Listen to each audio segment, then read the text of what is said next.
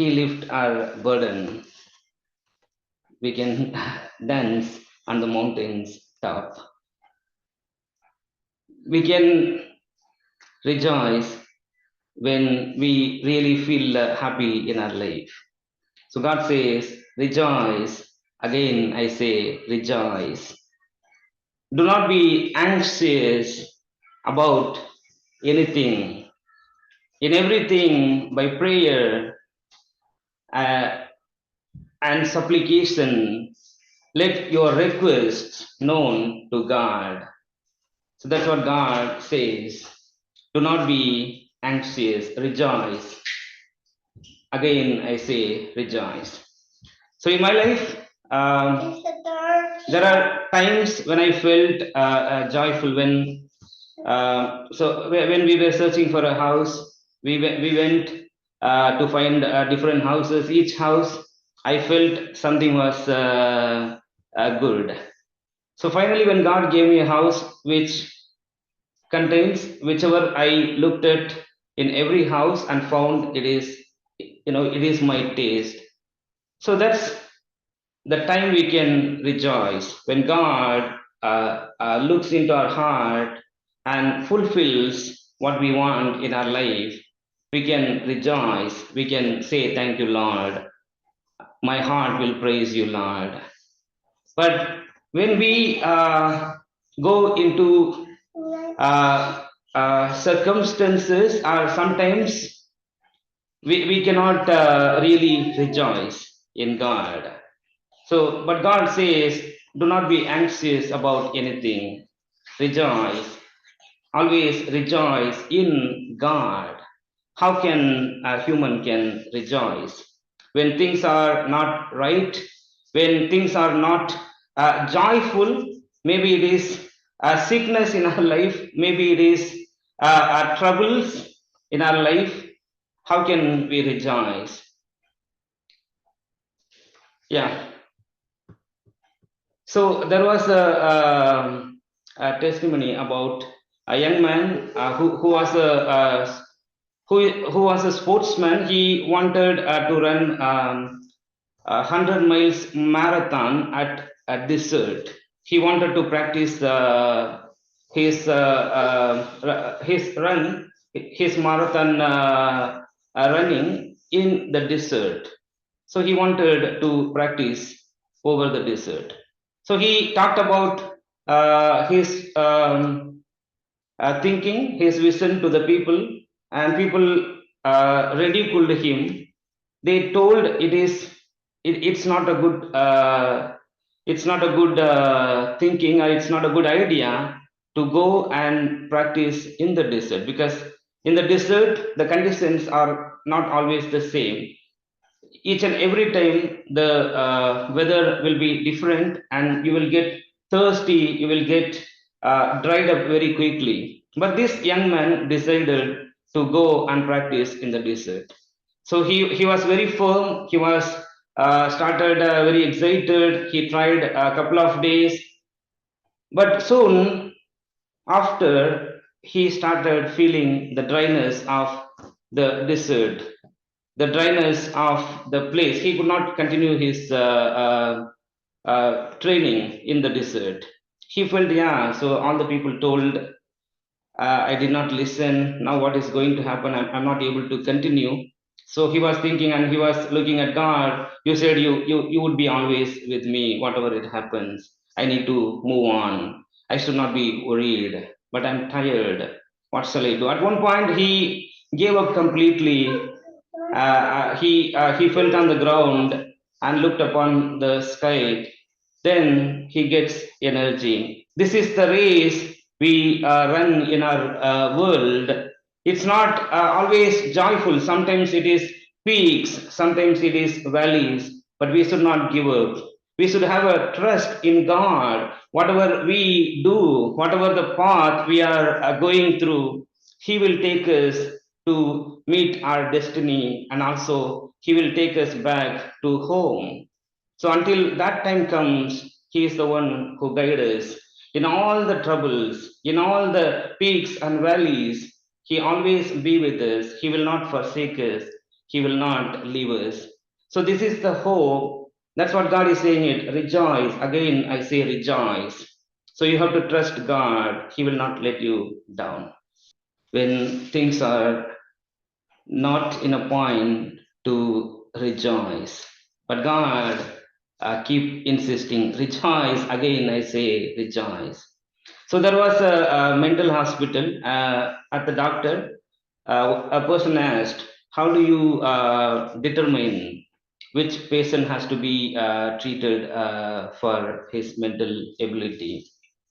So then he said, "It's simple. We fill a tub with water, we give a tablespoon, we give a teacup, and we give a big bucket. So how he is emptying the water, based on that we decide how to treat a patient." And the other person was curious, and he said, "Yeah, it's simple. So whoever uses the bucket, because that is the biggest one. If you take using the spoon or teacup, it takes a long time to empty the bathtub. If a person is normal, he should be able to understand, yeah, this is not the way to do it. So ideally, he would have used the bucket and pour out, and he can easily empty the water, isn't it?" Then the doctor said no. So the person can either empty the bathtub, or he can unplug the cable. Then the water drains up. So which, yeah, which one you want to get admit? So it's a fun story, but yeah, that's how we cannot be joyful when things are not to be joyful at times. So when we look at Daniel's life, when Daniel, he was exiled from Jerusalem, and he was taught the language and culture of another country. Now the king has a dream. He was troubled. Now he is coming and declaring. He is a king with all majesty and all power, because he holds the power. He comes and declares, "I had a dream. It's really troubled me. You have to tell me the dream and also interpret the dream." So he is calling out all the magicians, the enchanters, and astrologers. "You have been doing all this magic. Now I want to know," because he was troubled so much. Sometimes in our life also we go through similar things. People who are in power, they try to misuse, or they abuse their power, because they hold the power. So same way the king, he wanted to make use of his power, and he is telling, "If you don't tell, I will cut it into pieces, or I will put your houses upside down and make it rubbled." So these magicians had no clue what to do. So they started saying, "Majesty, you live long, you live forever, you are a great king. But tell me, tell us what is the dream." And then we find what is the answer for the dream. So king was he was very persistent, saying, "No, I don't tell the dream. You are trying to confuse me, you're trying to distract me, asking different questions. Then somehow I will tell what I dreamed. Then you are trying to cheat me. No, I don't tell. I'm very firm." So nobody could tell. And then the people were saying it, "King, listen one thing. You are a great king, but no such king on earth has asked such a question to tell the dream and interpret the dream. So there is no people on earth could do. Maybe gods. God can tell what is in human mind. But no such God exists in the world. So they don't live among humans. So do you understand what are you asking?" So the king got furious. Then he issued a decree, just execute all the wise person. So they took all the wise men, magician, enchanters, astrologers, everyone went. They were under custody, so they were waiting for the execution. Now they are searching for Daniel. Where is Daniel and those friends? So now somebody coming to arrest Daniel, and Daniel is asking. So that's what God says, rejoice. Rejoice in God during the trouble. Rejoice in God when things are not to experience the joy. So now Daniel was asking what happened. So king has issued a decree to execute all the wise men. So, what God is saying to us, rejoice in God during the time of challenges. Because we do not know how to escape this mystery. Sometimes we face a different mystery in our life. We do not know how to solve it. All that we can do, just worry. All that we can do, we can feel the burden. Oh, what has happened? This is not my mistake. This is not something I have done it wrong and then I'm experiencing it. But even if we would have done something wrong, we can accept. Yeah, I can accept it. It's my fault. I knew this is going to happen. Then we comfort ourselves. Okay, I have to experience this difficulty. But what Daniel was experiencing, he was just taken as an exile. He was taught the language and culture. He was put as one of the wise men. Now the king issued a command to execute him. So the time of challenges, go back to God. So that's what God is telling it. Rejoice in God means trust God during the time of your trouble, which you do not anticipate, which you did not start. Somebody else started. Somebody else did something against you. Rejoice in God because you do not know how to solve it. All that we need to do, trust God. The one who allowed to start, he will finish it. So that's what God says. And during the time, Jesus Christ said, if you feel weary, if you feel burdened, if you feel worried, don't worry, come to me. I will give you rest, but rejoice in God. The one who started will know how to finish it. God says, do not be anxious about anything, but in everything, by prayer and petition, let God knows you are anxious. He knows. But if you are worried, if you are tired, if you feel guilty, if you feel you are burdened, God knows you are worried. God knows you are burdened. But still, God says, let God knows your concerns. But don't blame God or do not do not think God is not looking at your circumstance. God is not aware of what you are going through. Lord, are you there? Are you seeing it? The path, the pain I'm experiencing. Always bring it in petition to God because He already knows what you are experiencing. So that's what Daniel did. When he heard he was about to be executed, he went and told the friends, guys, we are going to die. So let's pray. Let's ask God a mercy to show what is this mystery happening around us.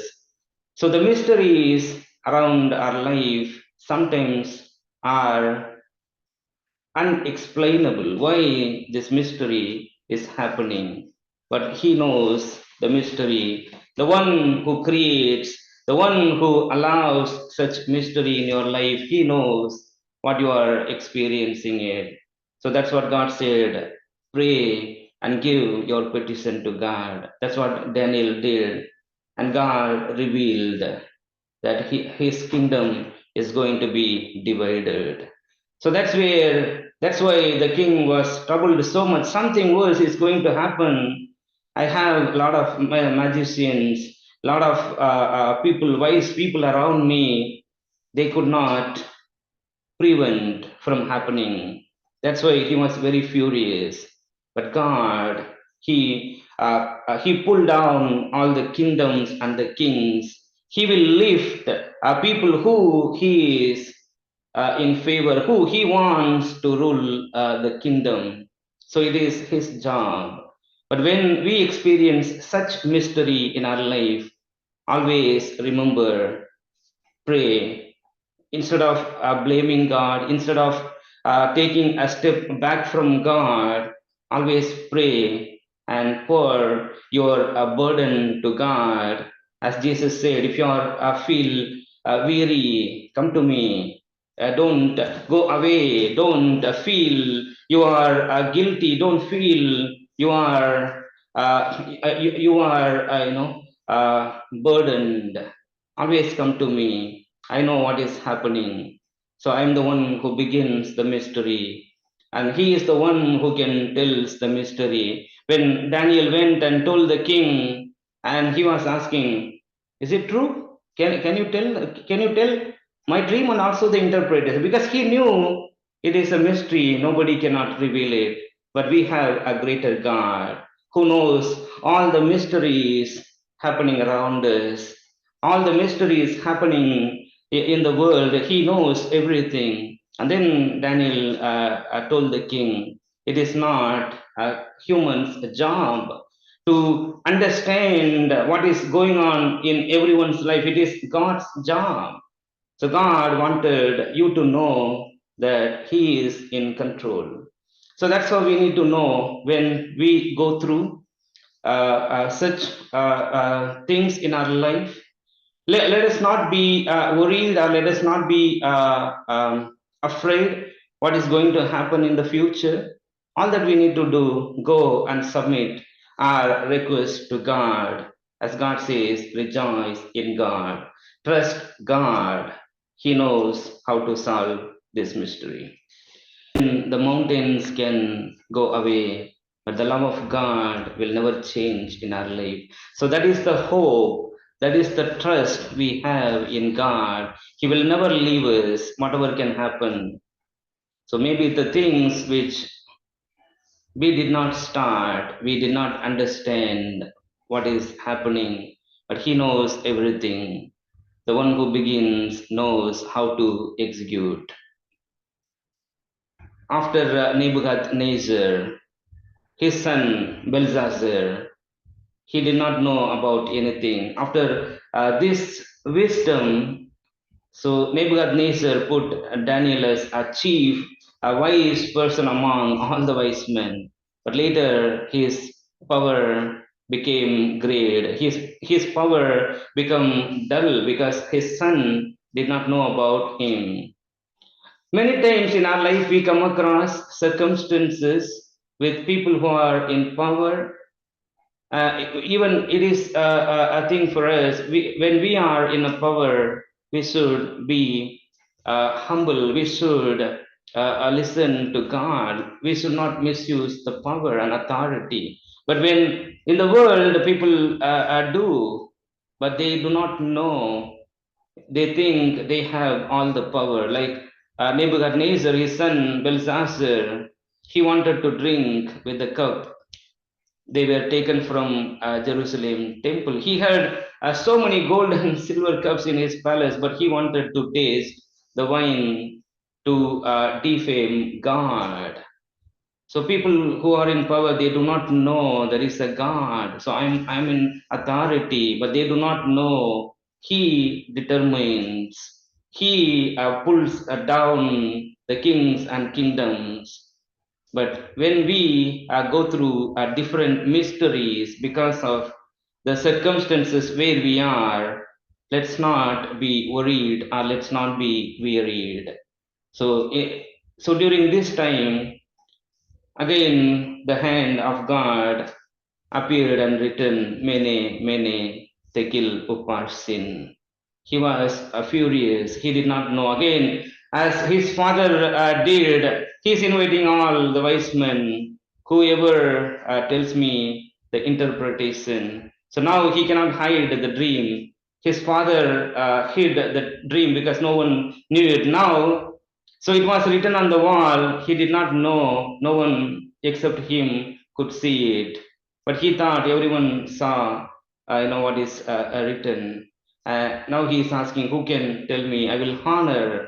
I will give a great honor. I will put him third, greatest position in the kingdom. But nobody could interpret it. So that's what God tells us when we come across circumstances when people who are in power and authority tries to misuse or do something. Maybe so God has a different mystery. When God allows such mystery in our life, He has a different purpose. All that we need to understand, we need to trust God. Let us not be anxious about things which are happening around us. The the one who begins, he knows how to finish it without hurting us, without impacting us. So that's why we always need to tell God our petitions in prayer instead of grumbling, Lord, why did you allow me? And you are saying, rejoice, again rejoice. How can I rejoice during this time in my life? But he knows how to solve the puzzle. So people who are in authority or people who are taking advantage of us in an environment where we are, they do not know we have a great God. We have a great God who never leaves us. He will never put us ashamed in our life. That's why God says, always rejoice, trust God.